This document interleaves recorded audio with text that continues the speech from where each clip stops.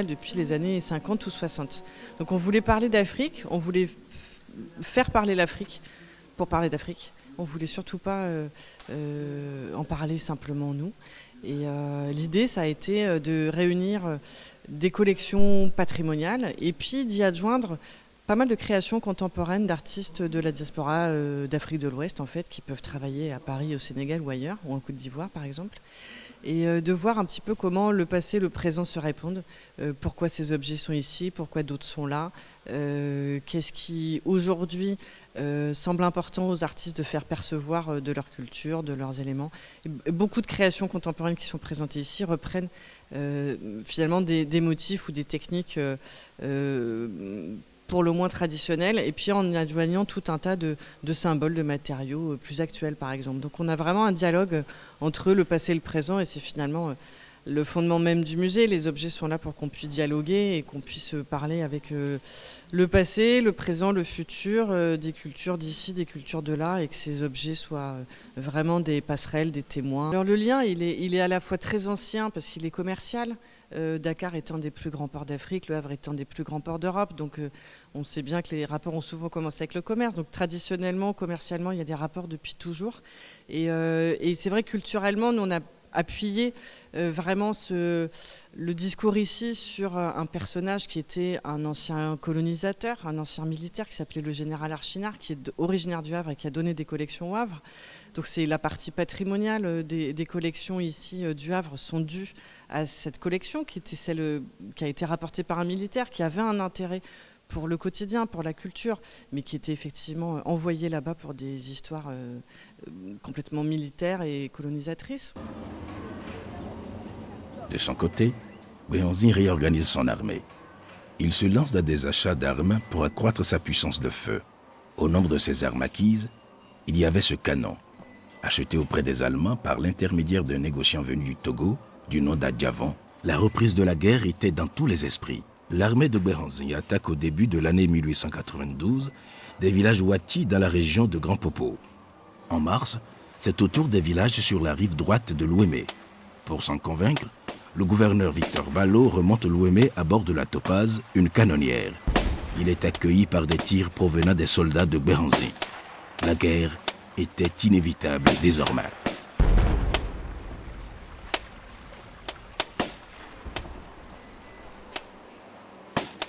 Pour conduire les opérations, la France a dépêché à Cotonou le colonel Alfred Amédée Dodd, un ancien de l'école militaire de Saint-Cyr. Sa mission est claire, conquérir le Dahomey, quoi qu'il en coûte. Et c'est une belle occasion finalement de faire voir un peu ce patrimoine qui pour l'instant était pour une grande part dans les réserves, et de le rendre un petit peu à ceux à qui il appartient, c'est-à-dire tout un chacun, puisque ces collections sont des collections qui appartiennent à tous. Ici, on est au niveau des réserves, qui est le cœur du musée.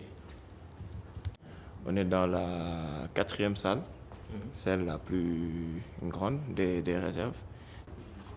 Il faut dire aussi que la réserve elle contient plus de 10 000 objets. Du coup, c'est sûr que dans les réserves, il y a beaucoup plus d'objets que dans les salles, dans les expositions, quoi.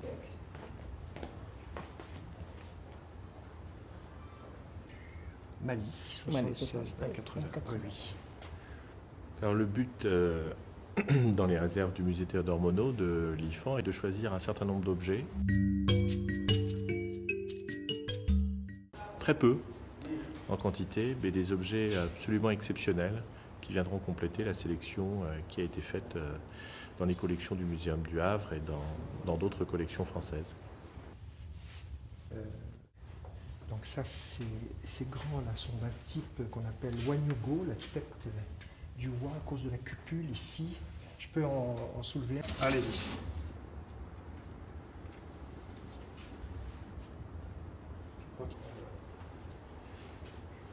« 41-19 1956. 156.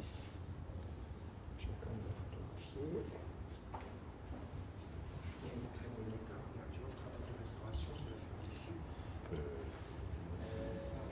Bon, c'est pas évident de retrouver comme ça des objets qui qui mérite voilà, une exposition au Muséum du Havre. Mais ce masque est très intéressant.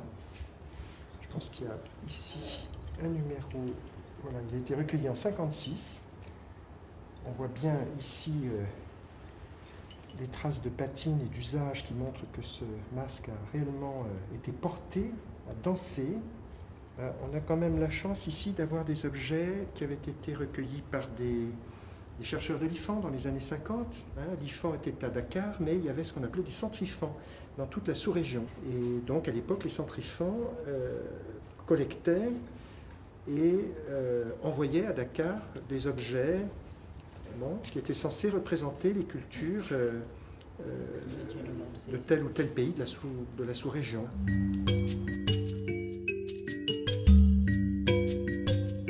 Le titre même de l'exposition, on s'est dit, il est à la fois réducteur et en même temps, c'est un petit peu le fil rouge. Cela dit, on ne voulait pas limiter l'exposition au strict Sénégal parce que c'est très compliqué. Les frontières ont bougé dans l'histoire et bougent encore aujourd'hui, en tout cas les frontières culturelles, les frontières d'influence. Donc c'est très compliqué de limiter finalement à un pays. Donc on a pris ce parti de représenter aussi une partie de l'Afrique de l'Ouest avec des artistes qui peuvent venir d'un petit peu plus loin, en tout cas pas du Sénégal strictement. Et on a travaillé avec l'agence Artness à Paris, qui a proposé des artistes et des créations qui pouvaient répondre à la fois au discours et aux objets qu'on avait l'intention de présenter. Sur le parcours contemporain, l'enjeu c'était de pouvoir donner à voir au public la diversité des expressions contemporaines artistiques, ce qui fait que dans ce parcours on va trouver à la fois de la photographie, on va trouver des œuvres plastiques, on va trouver également des œuvres textiles, de la vie.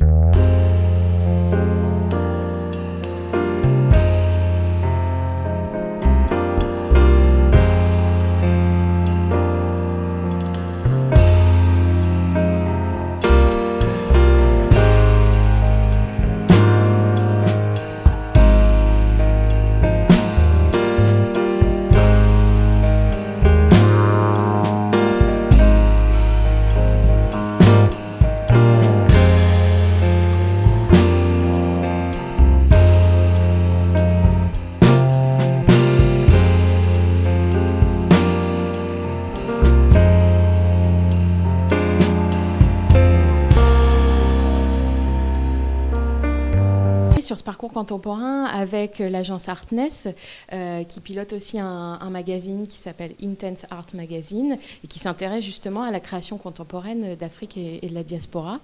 Et l'idée c'était vraiment de construire un parcours d'œuvres contemporaines qui viendrait dialoguer avec les œuvres patrimoniales exposées et de tisser en fait des liens sur cette mémoire partagée. Et finalement, c'est plutôt cette question du dialogue et du sens qui a guidé le choix des artistes et des œuvres. Et après, la matérialité elle-même des œuvres, voilà, elle s'est faite à la suite. Mais notre souhait, c'était pas de présenter que des photographes ou que des plasticiens, mais d'élargir vraiment l'horizon aussi pour montrer, je pense, la vivacité de cette création contemporaine. C'est le fait que cette rencontre entre les objets permet des rencontres entre les gens. Moi, c'est ça qui me paraît le plus important. En fait, les objets ne sont que des prétextes et que des appuis à ce que les gens se rencontrent, se parlent et que finalement, un territoire qui peut paraître parfois lointain, on s'aperçoit qu'il ne l'est pas du tout et qu'il est au contraire extrêmement proche. Donc, je vous parlerai plutôt dans ce sens plutôt que de vous citer des objets ou des éléments très factuel de l'exposition.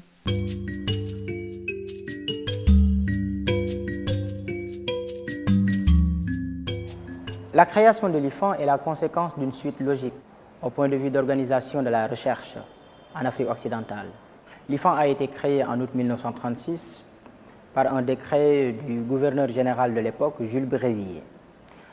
En 1938, Théodore Monod, à l'époque assistant de recherche au Muséum d'histoire naturelle, avait été nommé secrétaire général de l'IFAN.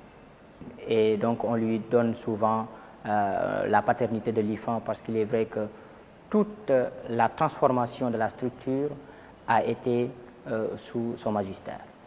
Au lendemain de l'indépendance, l'IFAN ne s'appelle plus l'Institut français d'Afrique noire, mais l'Institut fondamental d'Afrique noire.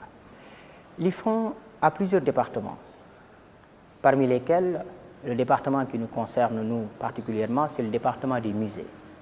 Donc, le musée Théodore Monod d'art africain conserve la collection ethnographique de l'IFAN, qui résulte de plusieurs années de collecte et de fouilles de scientifiques, de chercheurs, de dons, d'achats et de différents types d'acquisitions.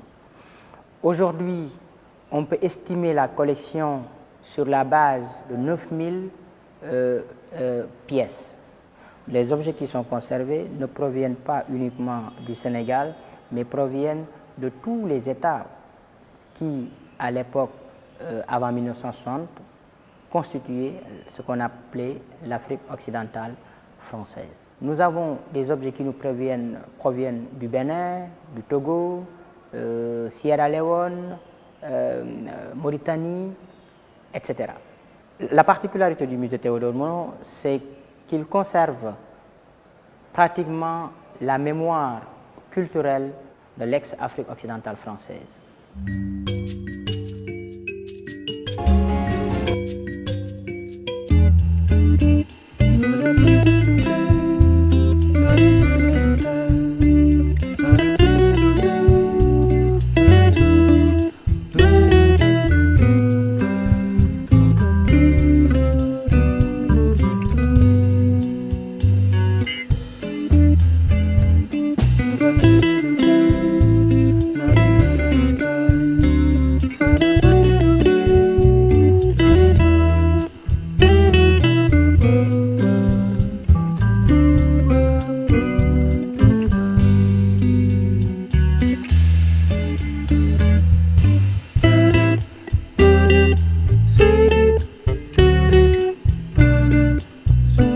Évidemment dans toutes les cultures, mais d'appliquer un peu ici quels sont les éléments du pouvoir. Alors ce qui est important, c'est de se dire qu'on a à la fois des éléments de mobilier et puis des attributs comme ça, des objets qui marquent le pouvoir de quelqu'un. On a notamment des récades royales là-bas, ou des sabres d'apparat, qui sont des objets hautement symboliques et puis qui historiquement sont très faciles à dater, puisqu'en fait un petit animal est associé à un roi et qu'il est représenté sur ces éléments-là. Donc finalement, le roi Béhanzin, par exemple, ou le roi Glélé avaient leurs objets spécifiques et on les reconnaît très facilement ici sur les sabres d'apparat. On a aussi une présentation d'objets qui servent à peser l'or. Voilà, tout ce qui est autour de l'or est évidemment partout un matériau très précieux, donc des poids à peser l'or, une petite balance. Et puis d'autres objets qui, eux, sont peut-être plus énigmatiques. Je pense notamment à un manche de chasse-mouche. Alors, il est dissocié finalement de ce qui va vraiment chasser les mouches, à savoir un crâne de cheval. Donc, on n'a que la partie sculptée, qui est représentée avec une petite sculpture de calaou très fine. C'est vraiment un objet éminemment symbolique qui marque le pouvoir de l'individu auquel il est associé, comme la canne, comme des sièges.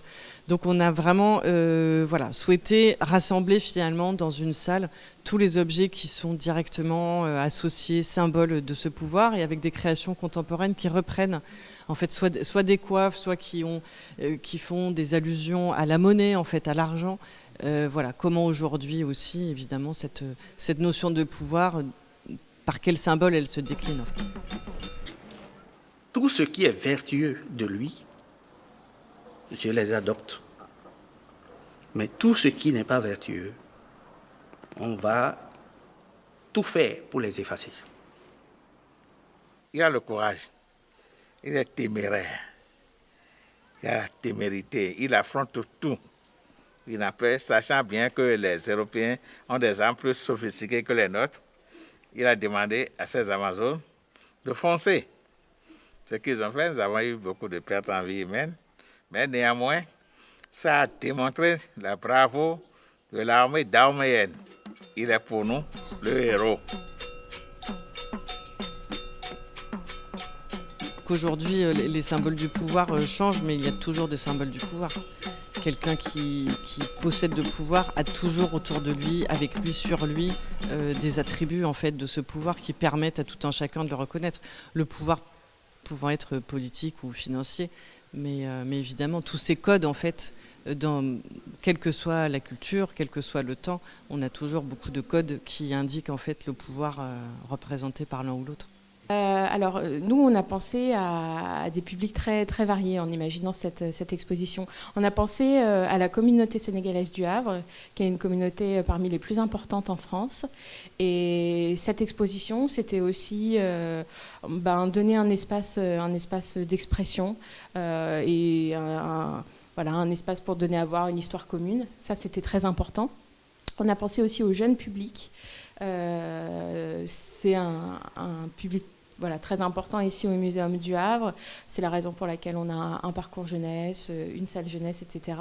Le parcours jeunesse dans une exposition comme nous on les imagine, c'est plutôt l'idée d'avoir un prétexte pour créer en fait un moment de partage entre l'adulte et l'enfant qui visite l'exposition. Voilà.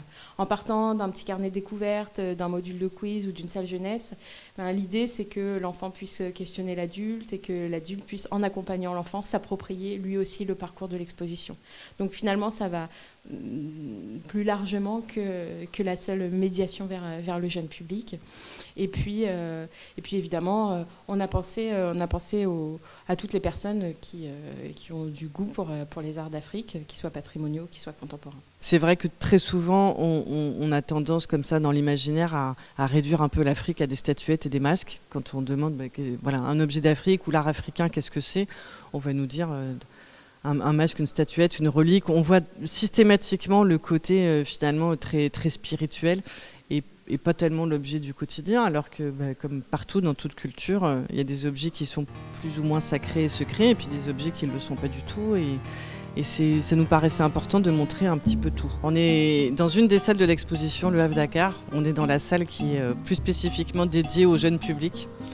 Mais qui n'est pas simplement dédié au jeune public, parce que en fait, l'idée c'est un petit peu qu'on puisse être dans cette salle et passer un moment en famille, entre amis.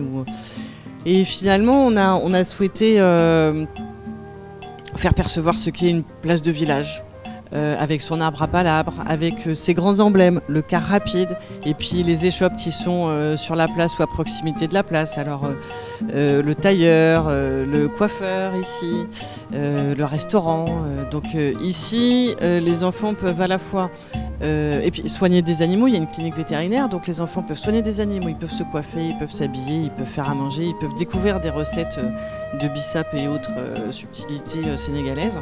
Et puis ils peuvent aussi se poser tout simplement sur des tapis, sur des coussins et lire des histoires, puisqu'il y a un certain nombre de livres qui sont mis à disposition, faire des jeux, des puzzles et autres. Donc c'est un espace qu'on a voulu concevoir comme un espace dans lequel on a envie de rester, on a envie de passer du temps et de partager. J'accompagne ma petite fille pour la visite en même temps que sa classe du musée. Comment vous trouvez cette exposition ? Cette exposition, j'ai trouvé intéressant pour les enfants la taxidermie par exemple et l'art africain. Ce que j'ai appris par exemple, les symboles des masques, j'aurais jamais été comprendre, c'est le symbole de la fertilité. Je m'en suis aperçu grâce aux commentaires qu'on a eus pour la visite du musée. On se dit, l'Afrique, Le Havre, Dakar, Le Havre, c'est loin quand même. On a l'impression que c'est plutôt l'histoire, c'est les colonies, c'est pour moi qui avec l'âge que j'ai. Maintenant, c'est une autre façon d'appréhender l'Afrique. Autour d'un arbre, souvent c'est ici qu'on discute. L'arbre à palabres, cette expression-là, elle est finalement connue en Occident. On voulait faire percevoir l'idée de ce que c'était un arbre à palabres. Se dire, on se déplace dans le car rapide. Donc dans le car rapide, vous avez vu une vidéo, voilà, d'un paysage. On peut s'installer dans le car rapide et puis voir cette vidéo de paysage qui a été filmée depuis un car rapide dans la région de Dakar. Donc voilà, l'idée c'est vraiment de faire percevoir un peu comment on peut vivre. Quels sont finalement ces grands emblèmes de la vie, de cette vie dans un ailleurs. Ce qui fonctionne plutôt très bien. On a travaillé pour ça avec en fait des communautés une partie de la communauté sénégalaise du Havre, avec des associations de femmes par exemple, pour les shops du tailleur, pour les boubous, avec un décorateur africain pour les décors. Oui, on s'est appuyé en fait sur tout ce réseau en se disant qu'il fallait surtout pas faire quelque chose de grossier, d'un peu carnavalesque. On voulait faire percevoir sans grande prétention, mais avec le plus de justesse possible.